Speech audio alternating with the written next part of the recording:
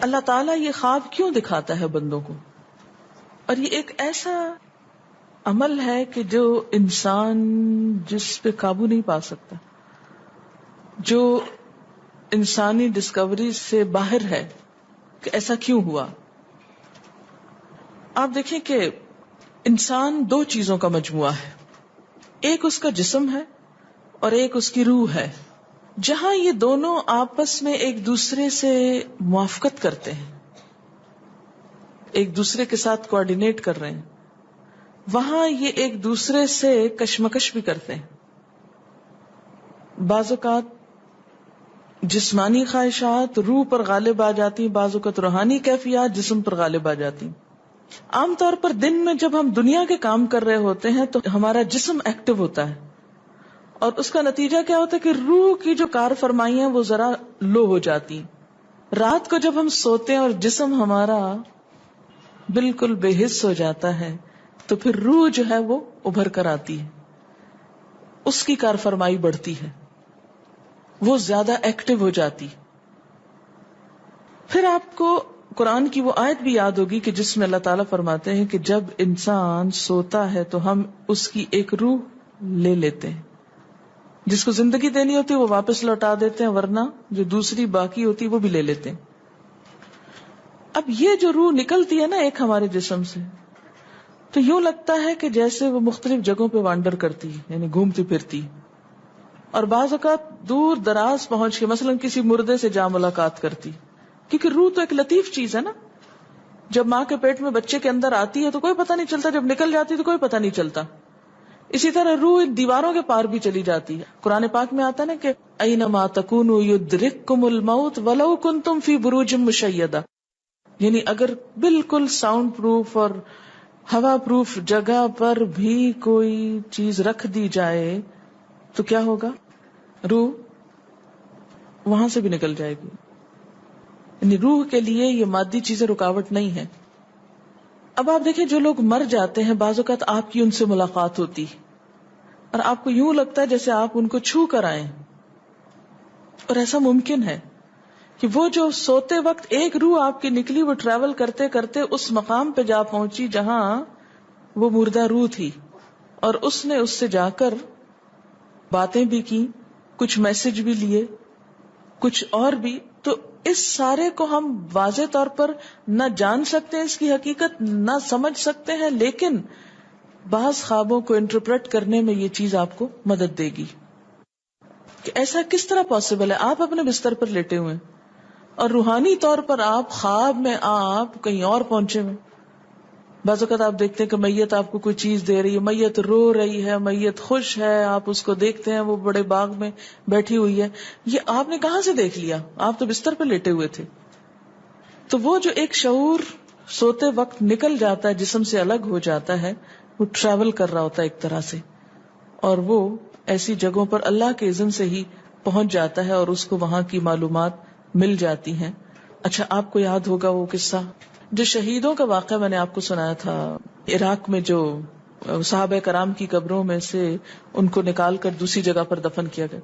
آپ نے دیکھا کہ مستقل کنٹینیوسلی 3 دن خواب آیا ایک شخص، جب اس نے اگنور کیا تو بادشاہ وقت کو خواب آیا، مفتی اعظم کو خواب ہے، اور مسلسل خواب میں وہ اپنا میسج کنوے کر رہے ہیں کہ ہمیں وہاں سے نکالو، ہماری قبروں میں پانی آ گیا. اور یہ بالکل سچا واقعہ ہوا، دنیا نے جس کا مشاہدہ بھی کیا. تو پھر آپ اس کو کیسے انٹرپریٹ کریں گے؟ وہ شہداء کہاں ملے تھے؟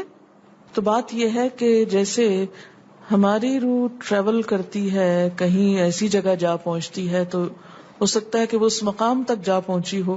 یہ شہیدوں کی روح تو آزاد ہوتی ہے، ان کو اجازت مل گئی ہو کہ وہ ان لوگوں کی روح سے جا ملے، کیونکہ سجین قید خانے میں تو ہوتی ہے نا وہ روح جس کو مجرم روح جو ہوتی. لیکن جو مومن کی روح ہے، خاص طور پہ شہداء کی روح ہے، تو جنت میں کیا کر رہی ہوتی ہے؟ گھوم پھر رہی ہوتی، کھا پی رہی ہوتی. تو یہ بالکل ایک سچ ہے اور حقیقت ہے کہ بسا اوقات انسان خواب میں ایسے لوگوں سے ملاقات کر کے ان کے حالات کو جان لیتا ہے کہ ان پہ کیا گزر رہی. مثلا ان کو عذاب ہو رہا ہے. یہ عام بات ہے نا کہ میت کو جس حال میں دیکھو اسی حال میں ہوتی ہے.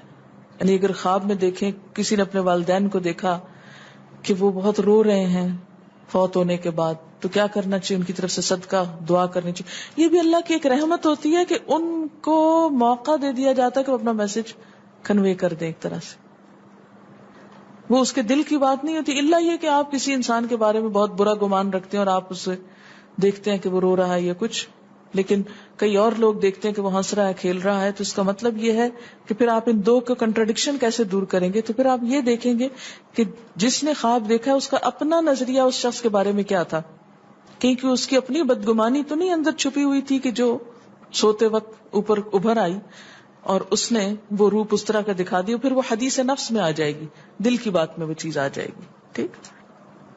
تو نبوت کا جیسے انبیاء علیہ السلام کو کچھ غیب کی خبریں دے دی جاتی تھی، اسی طرح عام انسانوں کو خواب کے ذریعے کچھ غیب کی خبریں دے دی جاتی ہیں. لیکن کسی بھی خواب کے سچا ہونے کی آپ کوئی دلیل نہیں رکھتے. ایز سچ واضح بات یہ نہیں کہہ سکتے کہ میں نے جو خواب دیکھا وہ بالکل سچ ہو جائے گا، یہ آپ دعویٰ نہیں کر سکتے.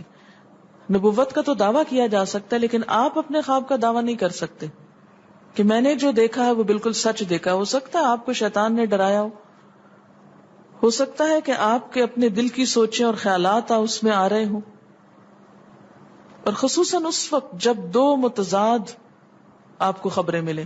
مثلا ایک شخص آپ کے پاس آتا ہے، وہ کہتا ہے کہ میں نے آپ کے بارے میں بہت اچھا خواب دیکھا. دوسرا آتا ہے کہتا ہے کہ میں نے آپ کو اچھے حال میں نہیں دیکھا. اب یہ فرق کس چیز کا ہو گیا؟ اس کے اپنے گمان کا فرق ہے. ایک آپ کے بارے میں گمان اچھا رکھتا ہے، وہ آپ کو اچھا دیکھنا چاہتا ہے لہذا وہ آپ کو اچھا دیکھ رہا ہے، اور دوسرا آپ سے حسد رکھتا ہے اور وہ آپ کو ہر قیمت پہ ختم ہوتے دیکھنا چاہتا ہے. وہ ویسے تو مار نہیں سکتا آپ کو، لہذا خواب میں مار لیتا ہے اور خواب میں آپ کا حال برا دیکھ لیتا ہے. تو وہ خواب دراصل کیا ہوتا ہے؟ اس کی اپنے نفس کی بات ہوتی ہے. اسی طرح بعض لوگ جو جھوٹ سے بچتے ہیں، دھوکے سے بچتے ہیں، جن کے اندر منافقت نہیں ہوتی، جن کے دل بالکل صاف ہوتے ہیں، ان کو بھی بعض اوقات ایسے خواب آتے ہیں کہ جو بالکل واضح حقیقت ایک طرح سے نظر آ جاتی. لیکن کوئی شخص یہ خود سے دعویٰ نہیں کر سکتا کہ جو میں نے دیکھا ہے وہ میرے دل کی بات نہیں اور وہ بالکل بڑی سچائی ہے، جب تک کہ وہ چیز عملاً سامنے نہ آ جائے. آپ صلی اللہ علیہ وسلم نے فرمایا اچھا خواب اللہ کی طرف سے ہے اور برا شیطان کی طرف سے. یعنی اگر آپ کسی کو برا دیکھ رہے ہیں یا کسی کی برائی دیکھ رہے ہیں تو وہ دراصل کیا ہے؟ شیطان ہے آپ کے اندر، جو آپ کو اس شخص کے خلاف یا کسی خاص واقعے کے خلاف بھڑکا رہا ہے، اور آپ اپنی تسلی کر لیتے ہیں خواب کے ذریعے. فرمایا پس جب کوئی شخص پسندیدہ خواب دیکھے تو اسے صرف اس شخص سے بیان کرے جس سے محبت اور اعتقاد ہے. یہ میرا مشورہ نہیں، نبی صلی اللہ علیہ وسلم کا ہے آپ سب کے لیے. بخاری اور مسلم کی روایت ہے کہ جب کوئی اچھا خواب آپ دیکھیں تو کیا کریں؟ اس کو بتائیں جس سے آپ محبت رکھتے ہو، وہ آپ سے بھی رکھتا ہو اور جس پر آپ کا اعتماد ہو. جیسے حضرت یعقوب علیہ السلام نے کیا کہا تھا بیٹے کو کہ مجھے تو بتا دیا، بھائیوں کا نہیں بتانا.